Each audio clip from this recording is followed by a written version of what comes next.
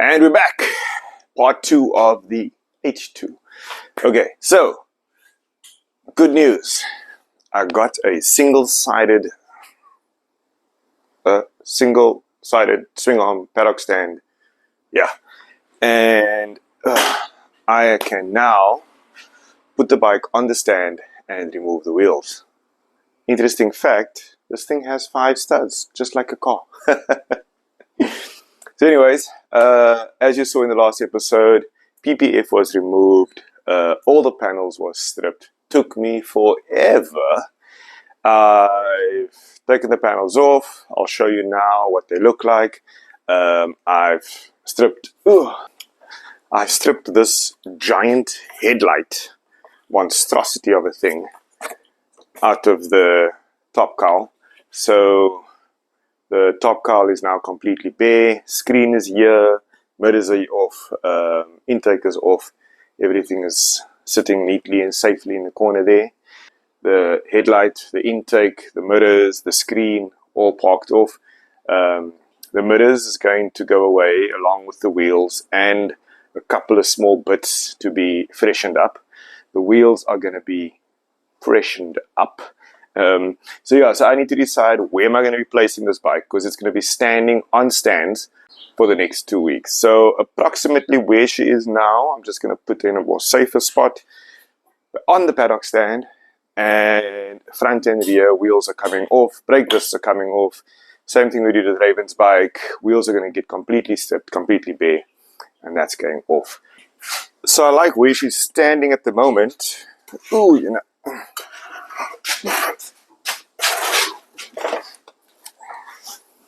I like where she's standing at the moment, except I just want her facing to the front.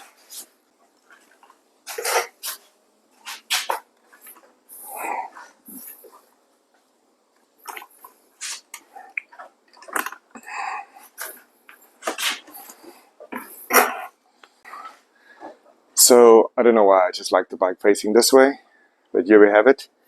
5 studs, similar to your car's wheel. Front wheel is normal, like a normal bike. So I'm gonna put this on paddock stands, strip the wheels, get it loaded, get the wheels delivered today, get the fairings delivered today, and then we can move on to the next thing. Anybody ever wanted to see the internals of an H2? Look how dirty is this thing. So this is all going to get cleaned, polished up neatly, nicely. Look how nice this looks. This is your supercharger here.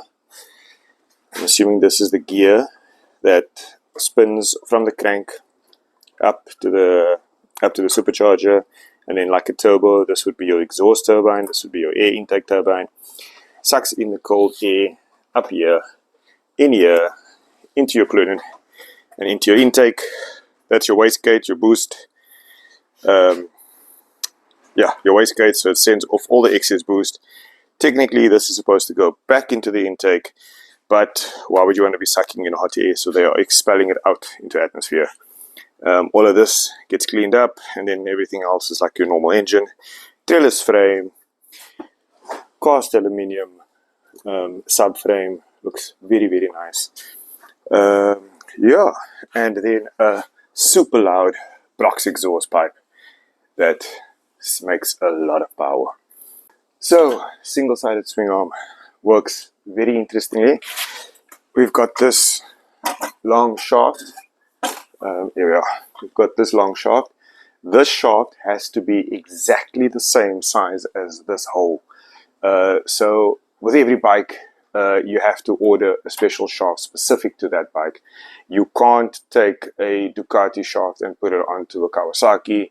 Can't take your Honda, which one's got the single-sided? The VFR 800 has got a single-sided swing arm. You can't use this one on the 800, and so forth and so forth. These diameters are specifically made to that, and as well as the length. If you have any sort of play, your bike will fall over. So unlike a normal paddock stand that just you can use almost any one on any bike. So it just slips in, go in the hole.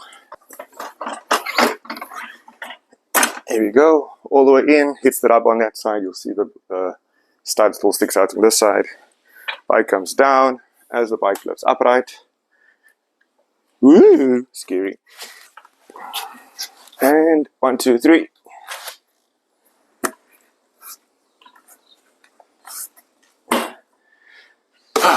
There we go. Bike is now upright on the paddock stand. It's actually a little bit easier than your conventional paddock stands because you don't have to first find the two bobbins before you can pop it up. With this one, once it slides in, you're just lifting the whole bike up onto the set of wheels and the bike comes up. Front. It's just same old, straightforward, normal paddock stand that everybody's used to. I like to put it on this crossbar. Sometimes there's a traction control sensor that's in the way. But I feel it's safer there than the people that like to balance it on the actual axle. One, it gets in the way of getting access to the axle, and two, it's wobbly. It's you balancing it on the small space where you've got a lot more meat to play with.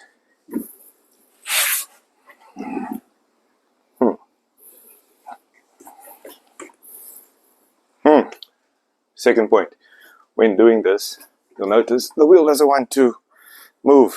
That's because these springs are not set correctly.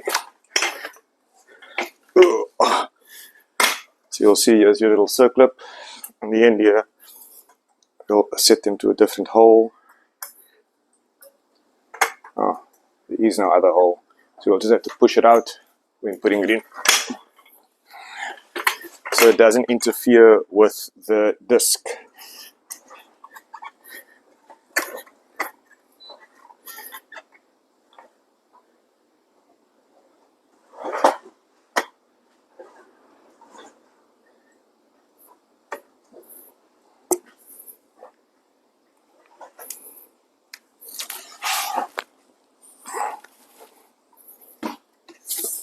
There we go. Right, so here we go. Here's my panels. I've got two side panels, left and right. As you can see, there's the tank, tailpiece, center tailpiece. Damn, that's gorgeous. Inside the car, I've got the nose piece. Everything's been stripped.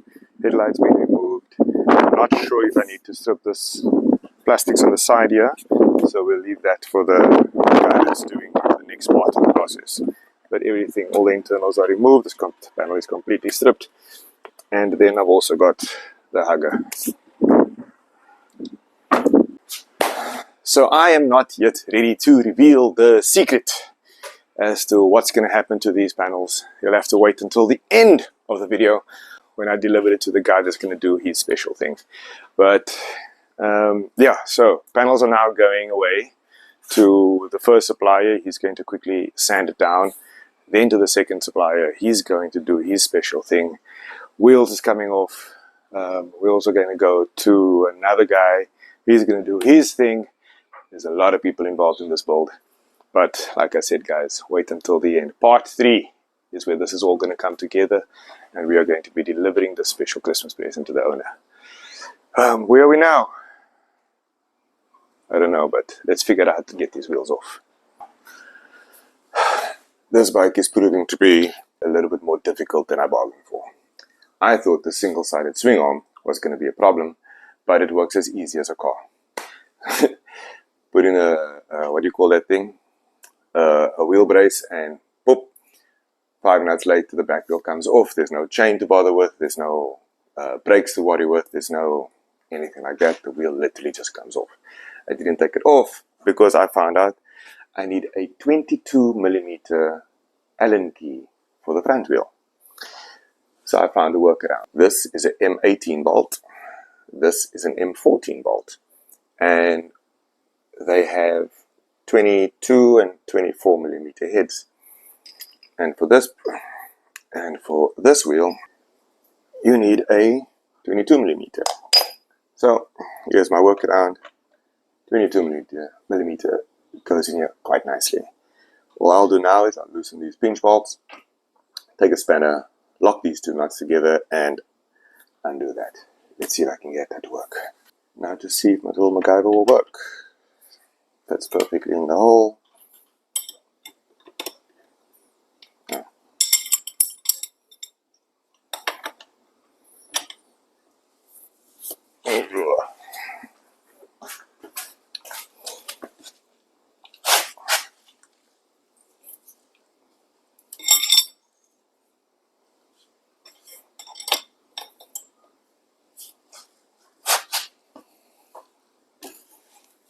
Ah! Success!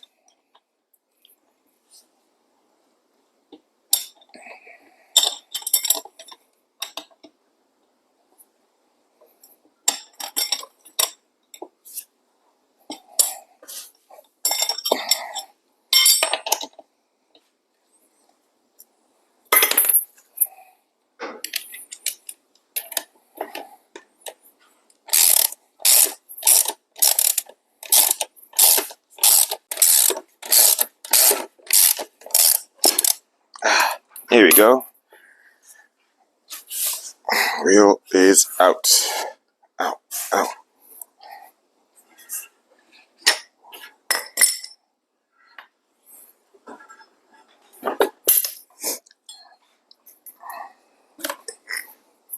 This spacer belongs on this side.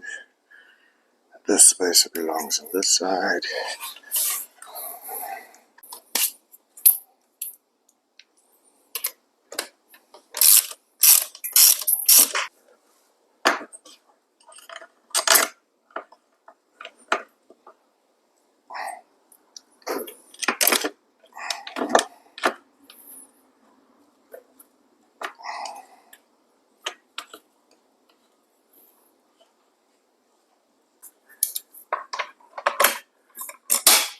Whoops.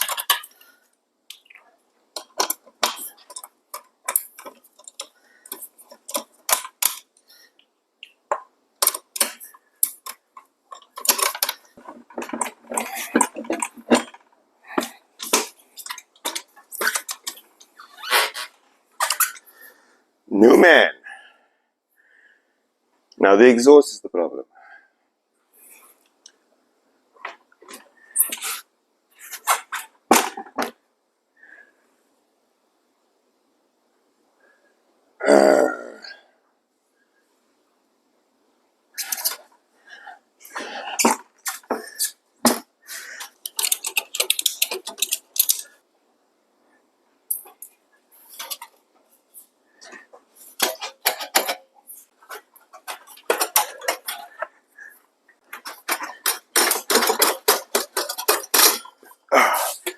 Shoo! And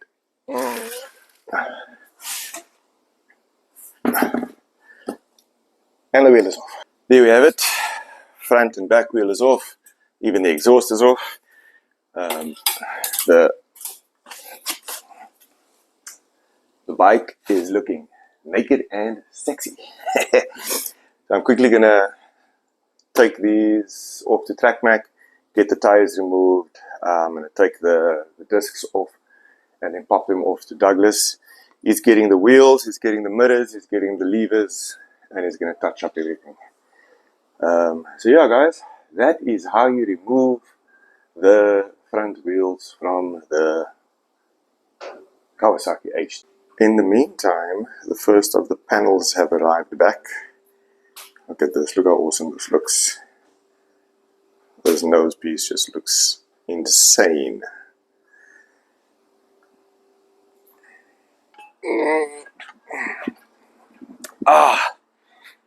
Back from my favorite place, TrackMac. Remove the tires for me. So the mirrors, the levers are gonna be touched up. These are going for a quick repair.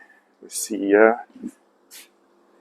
So we're just gonna touch these up, make it look brand new. Gonna remove the discs, remove the little valves, and all of these are gonna get shipped off. to garage 23.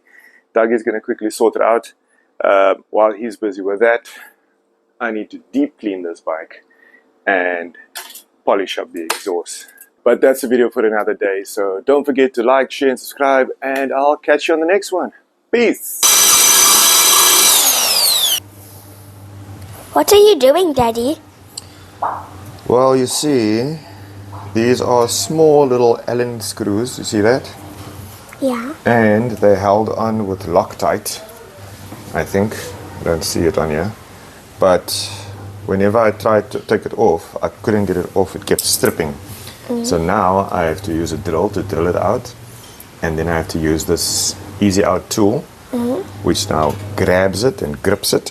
And then you see it's gripping it. And now it's slowly busy getting deeper and deeper and tighter, and then eventually it will eventually, there we go, it's now going to unscrew.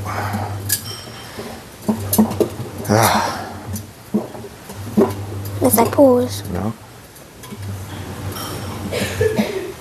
There's the Loctite, I can see it in that one. So you see it? So what this thing does, it screws itself into the screw, and then it will eventually grab the screw so much that we can take it off. So now I've just got one left, and then I can get this disc off and we can send the wheel away to be spray painted. Okay.